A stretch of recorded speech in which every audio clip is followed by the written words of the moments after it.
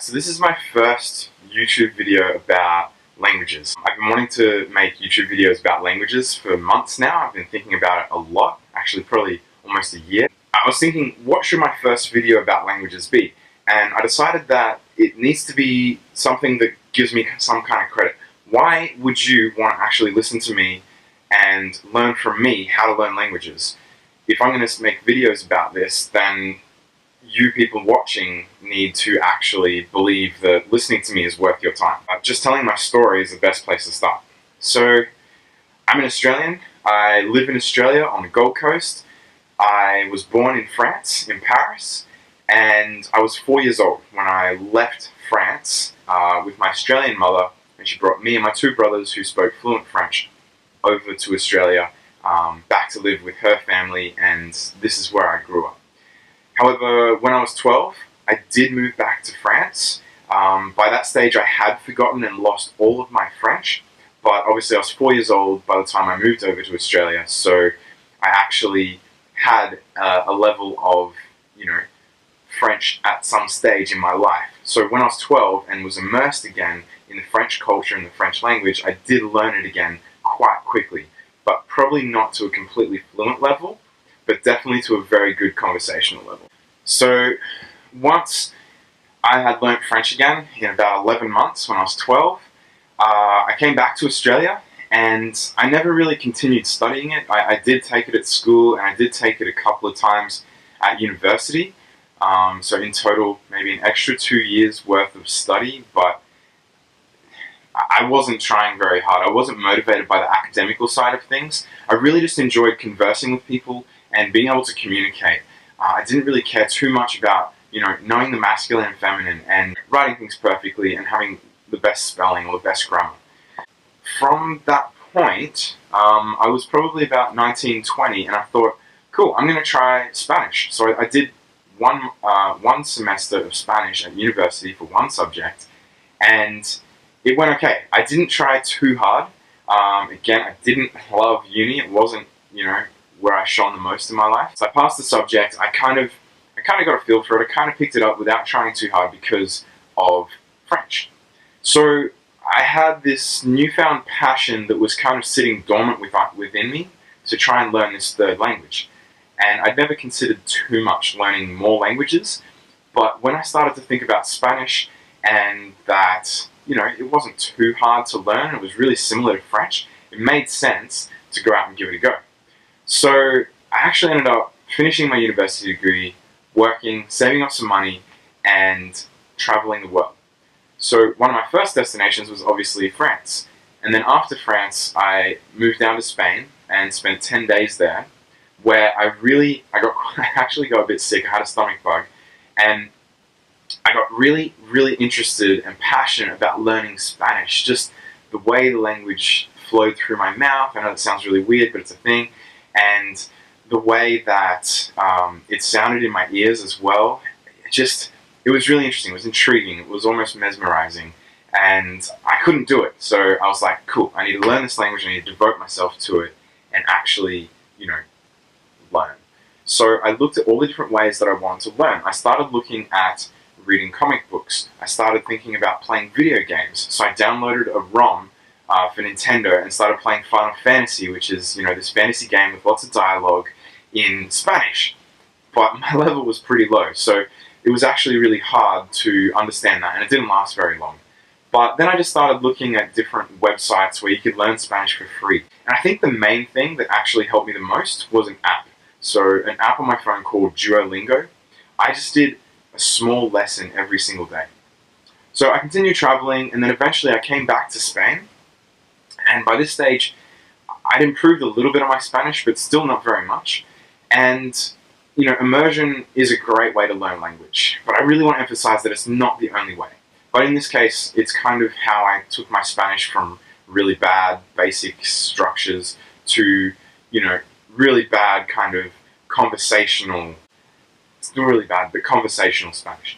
I actually volunteered at a campsite. So I was the gardener there. I'd do about 4 hours a day, and they'd feed me, and I'd live in a caravan, and it was free. They were actually Australian, but they spoke Spanish really well, and they spoke some French too. It was really weird. They were quite similar story and history to mine. But they spoke Spanish really well, so they lived there, and I was in the mountains in the Sierra Nevadas in Albufera, I think it's pronounced. Anyway, and they spoke really well, so they would speak slowly for me, and I would try and understand. It was really hard, but I was listening and listening and trying, and that effort, I think, was a really key factor. And then my second month in Granada, I moved down from the mountain, and I actually started socializing with all the university students there.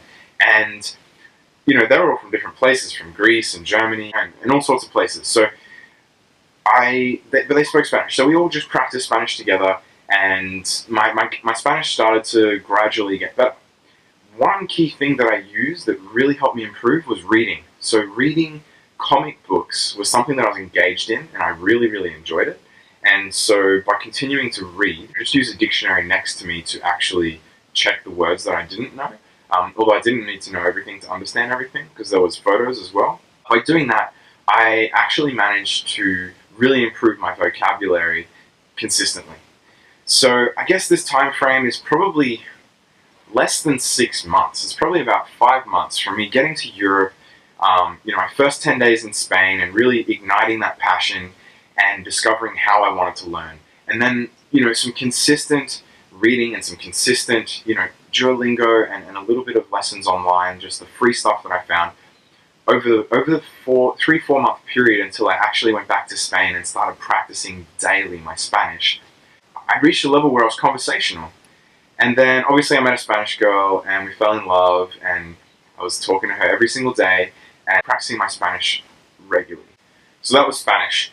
I guess I spent the next year or so kind of improving my Spanish and practicing it a lot with a girl who was living with me. So obviously that really improved my Spanish.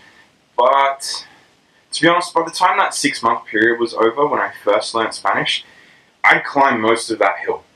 Like, I only went up a little bit more, kind of just fine-tuning things in that second stage. So my honest belief is that anyone can learn a language in 6 months, especially if it's not a hard language and it's similar to theirs. Like, for example, you know, German is similar to English. Spanish is similar to French. French and Spanish aren't that different from English or German either. So when you think of it that way, like, I honestly think that 6 months is enough time. But I think realistically, things like life get in the way. In a year, you can learn a language. If you haven't got another language, you've only got your initial mother tongue, you can learn another language in a year. That is my honest, down-to-earth opinion. But it's really true what they say. Once you've learned your first language, your second language, learning that third and that fourth or that fifth language just becomes so much easier. The main reason is because you know how you learn. Figure out what it is that you're good at and how you're capable of actually retaining that information, absorbing it, and spitting it back out. Because it's a lot of trial and error. So when you trial and error 100 things, you find 20 things you're good at. When you learn your third language or more, you have those 20 approaches already planned in your mind on how you're going to do that, how you're going to tackle it, what things you're going to do first to improve your language learning and get better at it. That was 2012, 2013. I moved on to Japan because I love anime and I love comic books and manga, and I just really wanted to check out the Japanese culture. My main reason for going to Japan was because I wanted to see something new and something different. And I love languages, and I thought, how cool would it be to be able to watch anime with no subtitles? Yeah! So I went there and I wanted to learn Japanese. And you know what? I was not motivated. I really wasn't motivated. But I knew that immersing myself in that culture would help. And it did. But truth be told, had I been motivated and at home, I would have learnt more. Japanese was such a different language from English, so I really needed to sit down and study it to begin with. I really needed the basics as a foundation for a building block to actually then go and practice my conversation and all that sort of stuff. One thing that really helped me with Japanese as well was having listened to anime with subtitles for almost a decade, and having that sort of pronunciation really drilled into me over and over again every week when I'd watch an episode of something. It's amazing what you learn subconsciously as well. That's just something to take note of. In total, I spent about 7 months in Japan in 2015.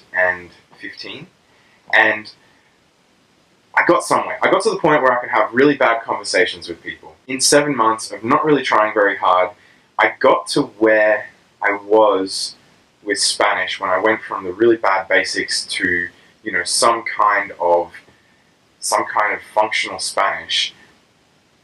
I got to that sort of first bit relatively quickly, in 7 months, for a language that didn't really relate to English at all. It was because I knew what processes I needed to take to actually learn that language better and learn it faster. So my Japanese isn't too bad. It's far from perfect, and it's got a lot of work to do to get better. But I can go there and I can order food and I can have a mini conversation with people, find out where they're from, find out what they like, and you know, I can learn a little bit about people. And the reason I travel and the reason I learn languages is for people. I really want to connect with as many people as possible. So my ultimate goal is to learn most of the languages that have most of the world's speakers in them, like Mandarin, English, Spanish, Portuguese, and you know, and so on. Then I came back from Japan, and whilst I was working full-time, I would just come home and read a little bit and practice on Duolingo my Portuguese. So I learnt Portuguese over the space of a year. I pretty much started in January, finished in December, and by the end of that stage, after doing a few language exchanges with people, I had actually managed to learn Portuguese to a point where, again, like my Japanese, I could have conversations with people, find out more about them, and, you know, ask sorts of questions. It was really exciting that I'd finally reached this stage where I could speak English, French, Spanish, not bad Japanese, and pretty good Portuguese. Like, I was 28 and I could speak 5 languages, and I thought, this is awesome. I want to live to 100, so how many languages can I learn in that time? And, you know, I've taken breaks after that, and, you know, my Portuguese needs a bit more work, and my Japanese definitely needs a bit more work. But I'm there, and I'm currently learning Italian, my 6th language, and I'm just thinking, alright, I've got so many friends who are stuck on English, and they want to jump onto their first, second language. So, how can I help them? And that's why I'm deciding to make these videos, because I have so many conversations with people, and it sucks to repeat myself all the time. And I thought, well, I've got valuable knowledge that I can share with people that's practical, it's down to earth. You don't need to go to school and study it. You don't need to go to university and study it. You don't need to buy expensive textbooks. You don't need to buy expensive courses. You can do this stuff for free. And all you need is a bit of motivation, a bit of dedication, and the most important thing is consistency. You just need some consistency. And obviously, you're watching this on the internet, so you need an internet connection as well, but I'm taking that as a granted. That's what I can bring to the table. I speak 5 languages, I'm going on to my 6th, and I figured out how I learn best. This might not be applicable to everyone the way I learn, but it's a really effective method, and it's about communicating. Languages for me is about communicating with people. And if you want to be able to have that ability to communicate with people conversationally, typing on the computer, then the content that I'm going to produce for you is going to help you with that. It's going to be useful to get you speaking, to get you successfully speaking a language easily. It's going to be practical and down to earth, and it's going to use free resources. It's going to use resources that are free and easy for you to use. My target audience is people who speak English, and you want to learn languages that are similar to English. The tips and tricks that I have, it's going to be useful for people who want to learn languages that are completely different as well, like Chinese and Japanese, because that's part of my goals too. Thanks for watching this video. I really hope that what I deliver in the future adds value to your life and that you can get something from it, even if it's just one thing that helps you on your language learning journey. But just remember, the most important thing to learning a language is that you have to want to learn a language. I hope you want to learn with me. Thank you so much for watching my video. Please feel free to subscribe. I'm definitely going to be releasing more content regularly. And if you have any tips or suggestions, or if you have any questions or anything you want me to address, just leave me a comment in the comment section below, and I'll definitely get back to you in a future video. So, peace and love. Thanks, guys.